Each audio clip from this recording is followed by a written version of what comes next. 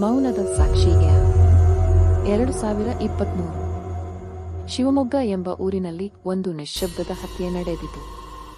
ಶಿವಮೊಗ್ಗದ ಹೊರವಲಯದಲ್ಲಿದ್ದ ಒಂದು ಹಳೆಯ ಬಂಗಲೆಯಲ್ಲೊಂದು ಭೀಕರ ಹತ್ಯೆ ನಡೆದಿತ್ತು. ವಿಜಯ್ ಶರ್ಮಾ ಎಂಬ ಒಬ್ಬ ಪ್ರಸಿದ್ಧ ಕ್ರೈಮ್ ಪತ್ರಕರ್ತನು ತನ್ನ ಮನೆಯಲ್ಲಿಯೇ ಶವವಾಗಿ ಪತ್ತೆಯಾಗಿದ್ದ.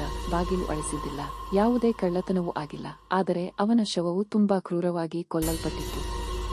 ಬಲಗೈಯಲ್ಲಿ ಒಂದು ನೋಟು ಇತ್ತು. ನಾನು ನೋಡುತ್ತಿದ್ದೆ.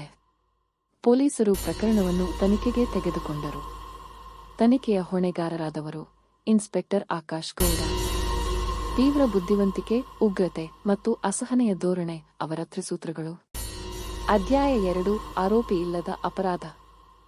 ಆಕಾಶ್ ಗೌಡ ತನಿಖೆ ಆರಂಭಿಸಿದಾಗಲೇ ಅವರು ಗಮನಿಸಿದಂತಹ ಕೆಲವು ಅಸಾಧಾರಣ ಅಂಶಗಳು. ಬಂಗಲೆಯ ಸಿಸಿಟಿವಿ ಕ್ಯಾಮೆರಾ ಕತ್ತರಿಸಲಾಗಿತ್ತು, ಆದರೆ ಕೇವಲ ಪೂರ್ತಿ 1 ಗಂಟೆಗೂ ಮೊದಲು ಮಾತ್ರ. ಕೊಲೆಯಾದ ವ್ಯಕ್ತಿಯ ಲ್ಯಾಪ್ಟಾಪ್ ಮಾತ್ರ ಕಳವಾಗಿದೆ. ಅಡ್ಡಗಡೆ ದೆತ್ತಿದಂತಿಲ್ಲ. ಕೊಲೆಕೋರನು ಮನೆಯ ಬಗ್ಗೆ ತುಂಬಾ ಪರಿಚಿತನಾಗಿದ್ದಾನೆ ಎಂಬುದು ಸ್ಪಷ್ಟ. ವಿಜಯ್ನ ಗೆಳೆಯ, ಸಹೋದ್ಯೋಗಿ ಮತ್ತು ಮಾಜಿ ಪ್ರೇಯಸಿ ಎಲ್ಲರನ್ನೂ ವಿಚಾರಣೆ ಮಾಡಲಾಗುತ್ತಿತ್ತು. ಆದರೆ ಯಾರಿಗೂ ತೀವ್ರ ಸಾಕ್ಷಿಗಳಿಲ್ಲ. ಅಧ್ಯಾಯ 3 ಸತ್ಯದ ಸುಳಿವು. ಒಂದು ದಿನ ವಿಜಯ್ನ ನೋಟು ಪುಸ್ತಕವನ್ನು ತಪಾಸಣೆ ಮಾಡುವಾಗ ಇನ್ಸ್ಪೆಕ್ಟರ್ ಆಕಾಶ್ಗೆ ಒಂದು ಸಂದೇಹವಾದ ಬ್ಲಾಕ್ಮೇಲ್ನ ಲಾಯಲಾಗೋಚರವಾಗಿ ಕಂಡಿತು. ವಿಜಯ್ ತನ್ನ ಪತ್ರಿಕೋದ್ಯಮ ಕೆಲಸದಲ್ಲಿ ಹಲವಾರು ಹೈ ಪ್ರೊಫೈಲ್ ಜನರ ಬಗ್ಗೆಯೂ ಅಪರಾಧದ ಮಾಹಿತಿಗಳನ್ನು ಸಂಗ್ರಹಿಸುತ್ತಿದ್ದನು. ಹಿರಿಯ ರಾಜಕಾರಣಿ ಶಿವಕುಮಾರ್ ಹೆಗಡೆ ಅವರ ವಿರುದ್ಧ ಧಾರಾಳ ದಾಖಲೆಗಳನ್ನು ವಿಜಯ್ ಹೊಂದಿದ್ದ. ಆದರೆ ಅವು ಎಲ್ಲವೂ ಲ್ಯಾಪ್ಟಾಪ್ನಲ್ಲಿತ್ತು. ಈಗ ಅದು ಕಳವಾಗಿದೆ. ಅಧ್ಯಾಯ 4 ಮತ್ತೊಂದು ಕೊಲೆ. ಅದರ ನಂತರ ವಿಜಯ್ನ ಅಸಿಸ್ಟೆಂಟ್ ಅರವಿಂದ್ ಕೂಡ ಶವವಾಗಿ ಪತ್ತೆಯಾದ. ಅವನು ಕೊಲೆಗೆ ಬರುವ ಮೊದಲು ತನ್ನ ಮೊಬೈಲ್ನಲ್ಲಿ ಕೇವಲ ಒಂದು ಸಂದೇಶ ಕಳುಹಿಸಿದ್ದ. ಮೌನದ ಸಾಕ್ಷಿ ಮರೆತು ಹೋಗಬಾರದು. ಈ ಸುಳಿವಿನೊಂದಿಗೆ ಇನ್ಸ್ಪೆಕ್ಟರ್ ಆಕಾಶ್ ವಿಜಯ್ ಬರೆದಿದ್ದ ಅಧೂರಿಯಾದ ಲೇಖನವನ್ನು ಪುನರ್ ಸಂಗ್ರಹಿಸಿ ಆವರ್ತಿಸಲು ಮುಂದಾದರು. ಅಧ್ಯಾಯ 5 ಕೊನೆಗಾಲದ ತಿರುವು. ಆಕಾಶ್ಗೊಂದು ಸ್ಪಷ್ಟ ಚಿತ್ರ ಸಿಕ್ಕಿತು. ವಿಜಯ್ ಓರ್ವ ಅಪರಾಧ ಮಾಫಿಯಾ ಜಾಲವನ್ನು ಬಿಚ್ಚಿಡಲು ಪ್ರಯತ್ನಿಸುತ್ತಿದ್ದ.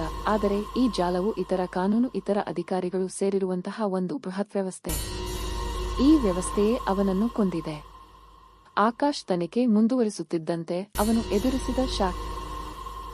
ಈ ಮಾಫಿಯಾದ ಪ್ರಮುಖ ಸದಸ್ಯರಲ್ಲಿ ಒಬ್ಬರು ಆತನೇನೆಂದರೆ ಆಕಾಶ್ನ ಹಿರಿಯ ಅಧಿಕಾರಿಯಾದ ಡಿಸಿಪಿ ರವೀಂದ್ರ ನಾಯ್ಕ್. ಅಂತ್ಯ. ಅಧ್ಯಾಯ ಸತ್ಯದ ಬೆಲೆ.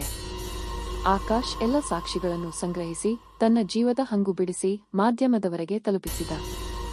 ಆದರೆ ಮಾಧ್ಯಮ ಸತ್ಯವನ್ನು ಪ್ರಸಾರ ಮಾಡಲು ಹೆದರಿ ಹಿನ್ನಡೆಯಿತು. ಆಕಾಶ್ ಮೌನವಾಗಿದ್ದ. ಆದರೆ ಸತ್ಯ ಉಳಿಯಲಿಲ್ಲ. ಕೆಲವು ವಾರಗಳ ನಂತರ ಅಜ್ಞಾತ ವ್ಯಕ್ತಿಯೊಬ್ಬ ಬ್ಲಾಗ್ನಲ್ಲಿ ವಿಜಯ್ನ ಲೇಖನದ ಸಂಪೂರ್ಣ ಡ್ರಾಫ್ಟ್ ಪ್ರಕಟಿಸಿದ. ಪ್ರಪಂಚ ಸದ್ದು ಮಾಡಿತು. ಜನ ಬಿದ್ದರು ರಸ್ತೆಗೆ. ರಾಜಕಾರಣಿಗಳು ರಾಜೀನಾಮೆ ಕೊಟ್ಟರು. ಮಾಫಿಯಾ ನೆಲಕಚ್ಚಿತು. ಆದರೆ ಆ ಬ್ಲಾಗ್ ಯಾರು ಓಪನ್ ಮಾಡಿದ್ರು ಅನ್ನೋದಕ್ಕೆ ಉತ್ತರ ಇನ್ನೂ ಸಿಕ್ಕಿಲ್ಲ. ಹೆಸರು: ಮೌನದ ಸಾಕ್ಷಿ.